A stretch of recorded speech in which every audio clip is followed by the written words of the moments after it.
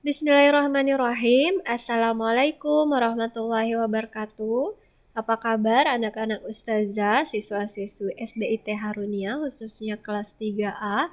Semoga selalu sehat dan juga semoga selalu dalam lindungan Allah Subhanahu wa Ta'ala. Kali ini di video pembelajaran kali ini, pembahasan kita di tema 2, yaitu menyayangi tumbuhan dan hewan. Subtema 3, kami menyayangi tumbuhan. Pembelajaran 1 dan 2. Pembahasan kita pertama adalah peran sebagai pemimpin. Sebagai makhluk berakal, manusia itu harus senantiasa bersyukur atas kelebihan yang diberikan Allah Subhanahu wa Ta'ala. Allah memberikan peran kepada manusia sebagai pemimpin atau khalifah atas semua makhluk lainnya. Dialah yang menyediakan kamu sebagai khalifah-khalifah di bumi dan dia mengangkat derajat sebagian kamu di atas yang lain untuk mengujimu atas karunia yang diberikannya kepadamu. Sesungguhnya Tuhanmu sangat cepat memberi hukuman dan sungguh dia Maha Pengampun, Maha Penyayang. Quran Surah Al-An'am ayat 165.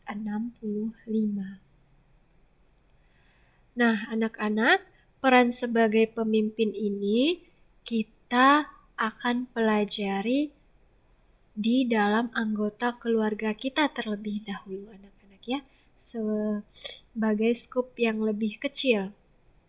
Pertama adalah ayah. Ayah ini berperan sebagai kepala keluarga, bertanggung jawab mencari nafkah untuk kebutuhan seluruh anggota keluarga. Sebenarnya perannya tidak hanya itu anak-anaknya, masih banyak peran ayah yang lainnya, tapi ini termasuk ke dalam peran yang paling utama. Kemudian yang kedua adalah ibu. Nah, ibu ini bertugas mengatur rumah tangga serta merawat dan mendidik anak-anaknya. Yang ketiga adalah peran anak.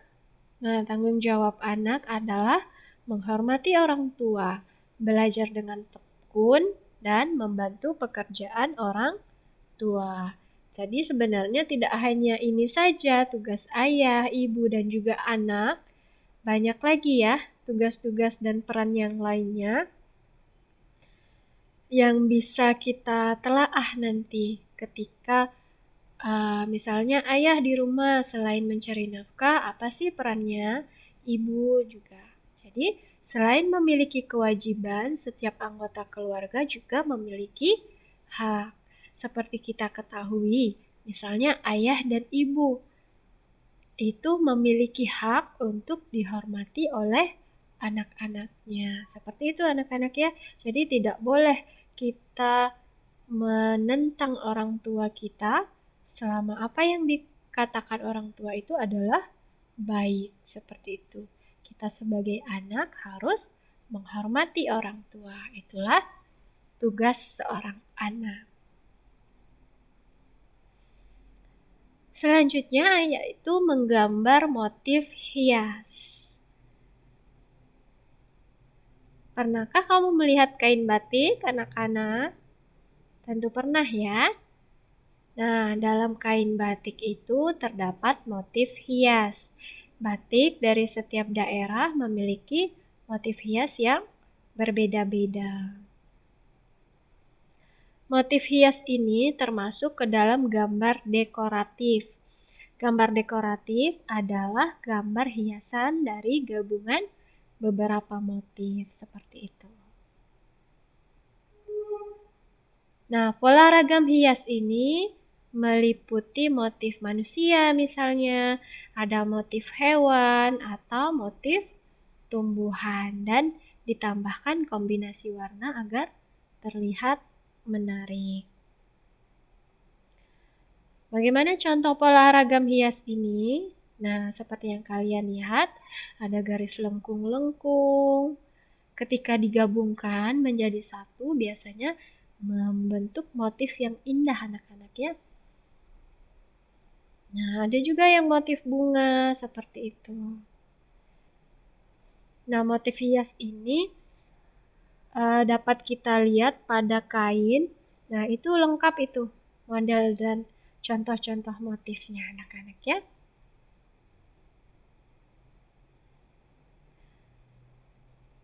Pembahasan selanjutnya yaitu melakukan wawancara. Apa itu wawancara? Wawancara adalah percakapan antara dua orang atau lebih dan berlangsung antara narasumber dan pewawancara untuk mendapatkan informasi yang tepat dan benar. Narasumber adalah orang yang menjadi sumber informasi yang ingin kita dapatkan, seperti itu. Nah, apa tahap-tahap yang bisa kita lakukan dalam wawancara?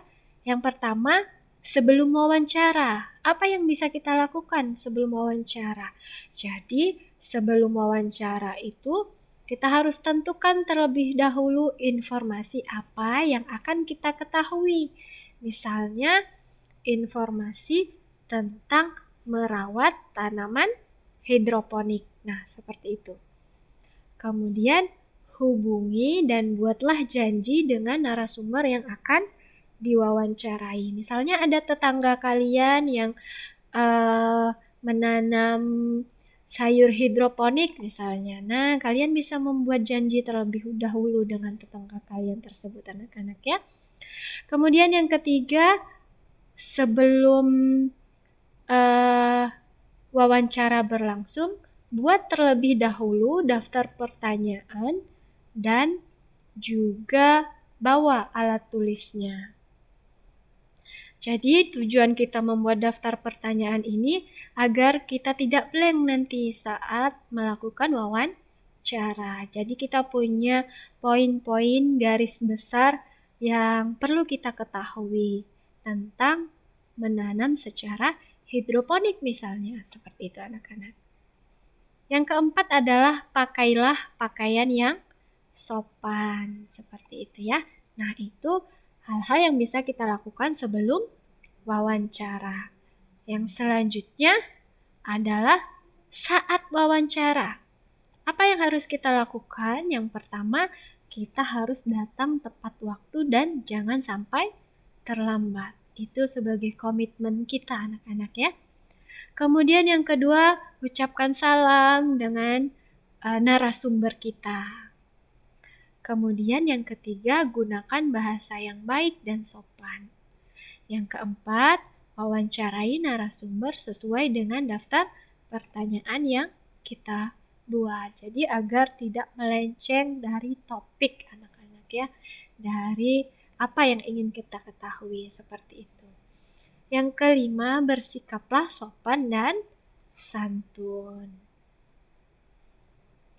Nah, setelah wawancara, kita bisa mengucapkan permohonan maaf dan terima kasih kepada narasumber kita karena telah meluangkan waktunya untuk menjawab berbagai pertanyaan yang kita ajukan anak-anak ya.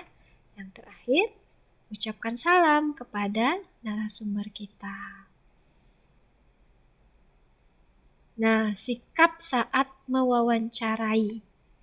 Jadi, sikap kita sebagai pewawancara itu harus sopan dan santun seperti yang diajarkan Rasulullah Sallallahu Alaihi Wasallam. Rasulullah Sallallahu Alaihi Wasallam bersabda, Muslim terbaik adalah seseorang yang orang-orang Muslim lainnya selamat dari gangguan lisan dan tangannya. Hadis riwayat Muslim. Nah, akhlak seorang muslim yang santun secara tidak langsung itu akan menjadi salah satu sarana dakwah kita mengenai Islam kepada orang lain. Nah, kalian bisa belajar cara mewawancarai dengan membaca teks percakapan halaman 82 yang berjudul Tanaman Hidroponik anak-anak. Nah, kalian bisa belajar dari situ ya. Apa pertanyaan-pertanyaan yang diajukan? Seperti itu.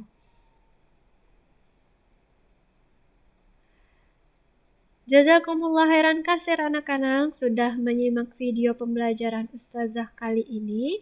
Semoga bermanfaat dan juga bisa menjadi bahan belajar kalian di rumah. Assalamualaikum warahmatullahi wabarakatuh.